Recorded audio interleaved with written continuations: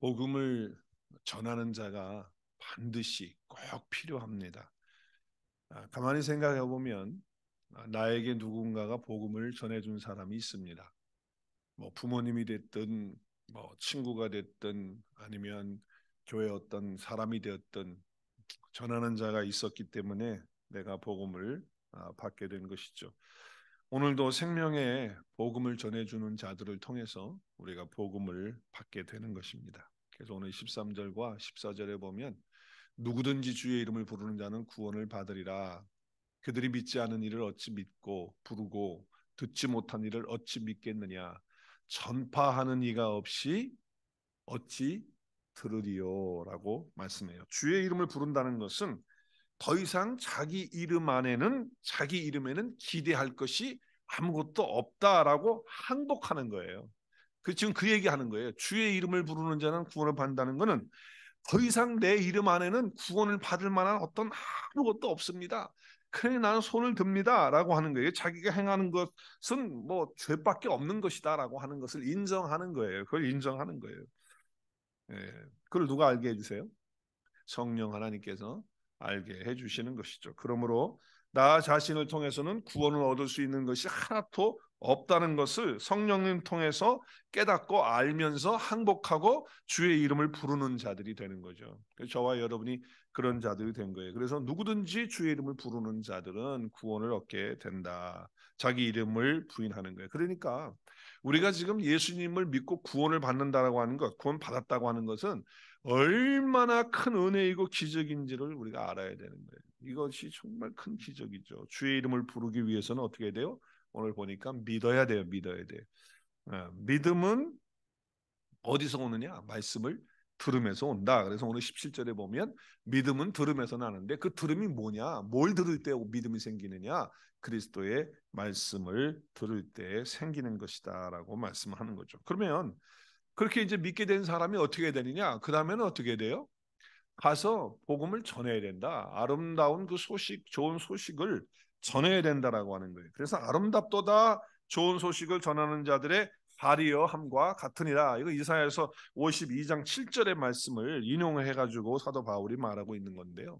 정말 우리가 복음을 전한다는 것은 아름다운 소식을 전하는 것이에요. 그러니까 전하긴 전했는데 이사야서의 말씀에 보면 믿지 않았다는 거예요. 그래서 오늘 16절에 보면 안 믿었다는 거예요. 그러니까 전하는 자의 입술에 뭐가 달려 있는 게 아니에요, 사실은. 내가 뭘 잘했기 때문에 내가 뭐 말을 할 때에 뭐 설득력 있게 했고 조리 있게 했고 내가 말을 잘하기 때문에 나에게 달려 있는 것이 아니에요. 그것을 오늘 우리에게 전해주고 있는 것이죠. 그러니까 이 좋은 소식 복음의 십자가의 복음을 듣고 있다는 것은 정말 우리에게 있어서는요. 내가 그것을 듣고 믿고 내가 그것을 가지고 있다라고 하는 것은 한번 따라하겠습니다. 기적 중에 기적입니다. 복 중에 복입니다. 예, 이거는 내가 알게 한 게 아니기 때문에 그런 거예요. 내가 알게 한 게 아니기 때문에. 참 그래서 예수님께서 천국 복음을 전하시면서 이런 말씀을 하셨어요.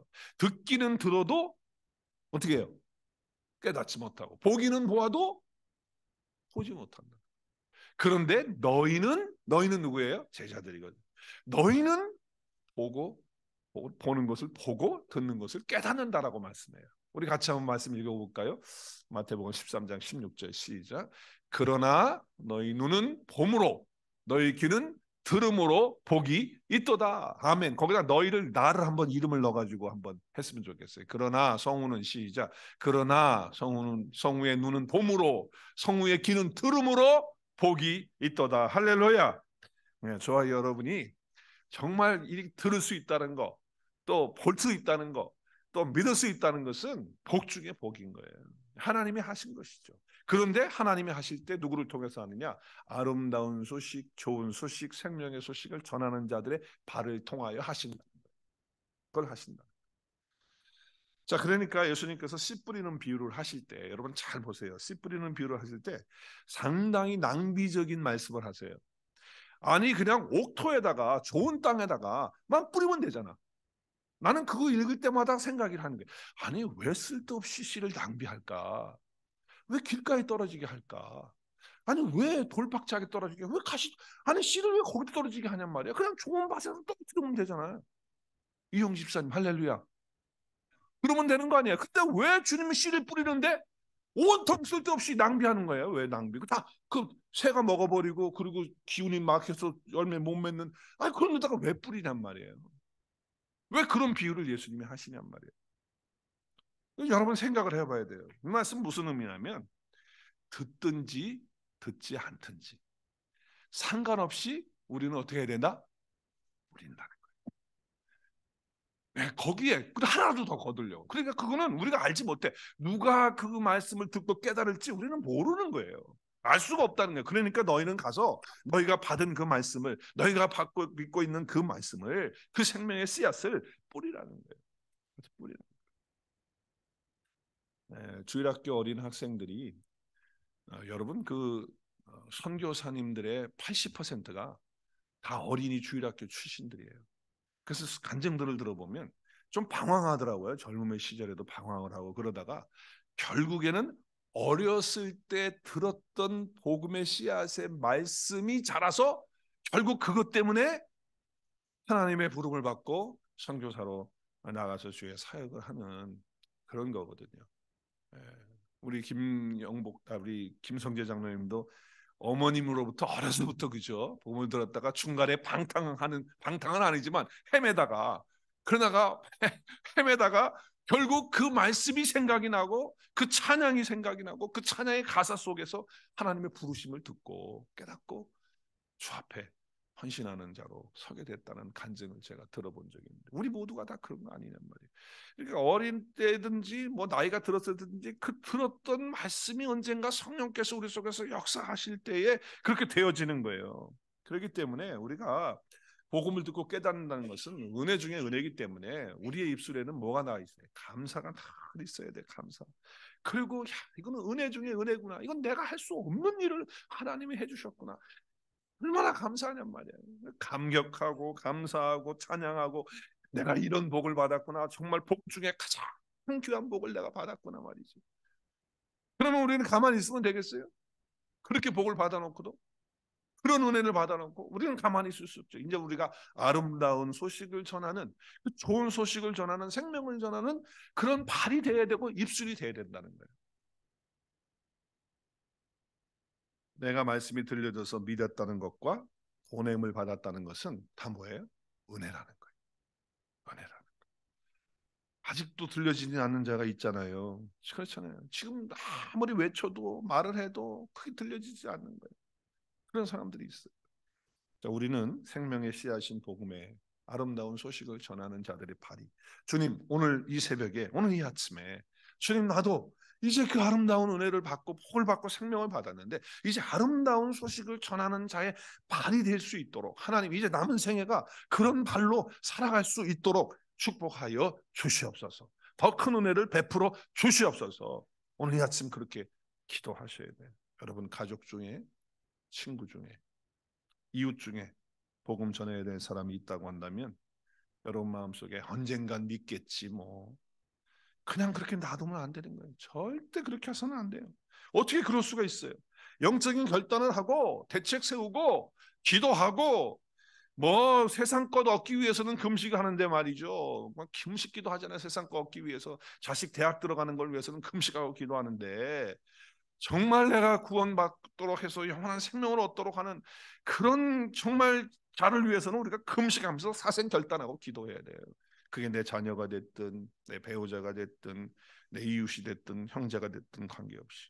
물론 우리는 기다려야 될 때가 있어요. 하나님의 때에 돌아오는 건 맞아요. 저는 그거 분명히 믿어요. 그렇지만 기다려야 된다는 건, 하나님의 때가 돌아온다는 거는 그냥 두 손 놓고 가만히 있고 뭐 때가 되면 되겠지라고 하는 것은 절대 아니라는 거예요. 간절히 정말 기도하면서 아름다운 자의 소식을 전하는 발이 되어서 가서 전하고 또 전하고, 듣든지 안 듣든지 가서 계속 말씀을 전하고 기도하는 저와 여러분이 돼야 될 줄로 믿습니다.